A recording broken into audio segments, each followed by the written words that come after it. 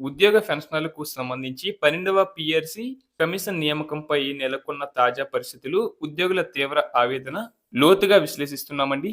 ఇక ఉద్యోగులకు ఎదురైన నిరాశ, ఉద్యోగ సంఘాలపై ప్రశ్నలు మరియు పెన్షనర్ల హృదయ విచారక పరిస్థితులు చూస్తున్నట్లయితే రాష్ట్రంలో కొత్త ప్రభుత్వం అధికారంలోకి వచ్చిన వెంటనే ఉద్యోగులు మరియు పెన్షనర్లు కొన్ని ముఖ్యమైన ప్రయోజనాలను వెంటనే ఆశించారు.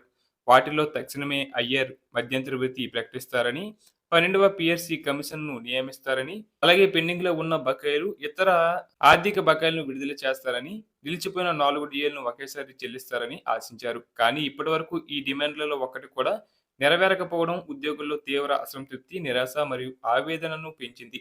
ఇక ఇటీవల ప్రభుత్వం దీపావళి కానుకగా 4 డీఏలలో ఒక్క డీఏ ఇస్తున్నట్లుగా ప్రకటించడం చుట్టూ పెద్ద రాజకీయ మరియు పరిపాలన డ్రామా నడిచింది. ఉద్యోగ సంఘాలు ఉదయం మంత్రుల కమిటీని కలిశారు. సాయంత్రం ముఖ్యమంత్రి చంద్రబాబు నాయుడు గారిని కూడా కలిశారు. అయితే ఆ భేటీలో ఎలాంటి స్పష్టత రాలేదన్న భావన ఉద్యోగుల్లో బలంగా ఉంది. కేవలం ఒక డీఏ ప్రకటనకే ఇంత గందరగోళం జరగడం పట్ల వారు ఆందోళన చెందుతున్నారు. ఉద్యోగులు తమ ప్రస్తుత ఉద్యోగ సంఘాల నేతల పనితీరుపై తీవ్ర స్థాయిలో ప్రశ్నలు సంధిస్తున్నారు. గత కొంతకాలంగా సంఘాలు బలంగా పోరాడకపోవడం పట్ల అనుమానాలు వ్యక్తం చేస్తున్నారు. ఉద్యోగ సంఘాలు నిజంగా తమ ప్రయోజనాల కోసం పోరాడుతున్నాయా? లేక రాజకీయ ఒత్తిడికి తలొగ్గాయా?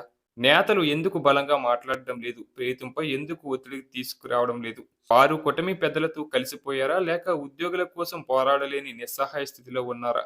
ఈ ప్రశ్నలతో ఉద్యోగుల్లో నెలకొన్న అసంతృప్తి స్థాయి గరిష్టానికి చేరింది.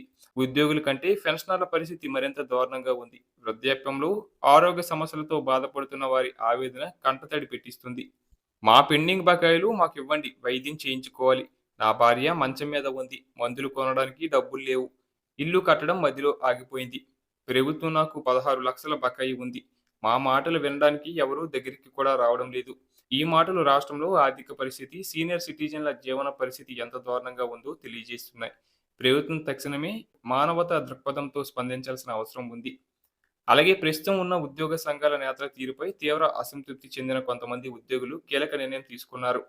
విశాఖపట్నంలో పెద్ద సమావేశం నిర్వహించి తమ సమస్యల కోసం కొత్త జేఏసీ ఏర్పాటు చేసేందుకు ముందుకు వచ్చారు. పాత ఉద్యోగ సంఘాల నేతలు పనికి రావడం లేదని ఆరోపణలు స్పష్టంగా వినిపిస్తున్నాయి. ఉద్యోగుల సొంత పోరాట బాట ప్రభుత్వానికి ఒక పెద్ద హెచ్చరిక లాంటిది. కొత్త నేతృత్వం ఏర్పడితే పోరాటం మరింత ఉధృతమయ్యే అవకాశం ఉంది.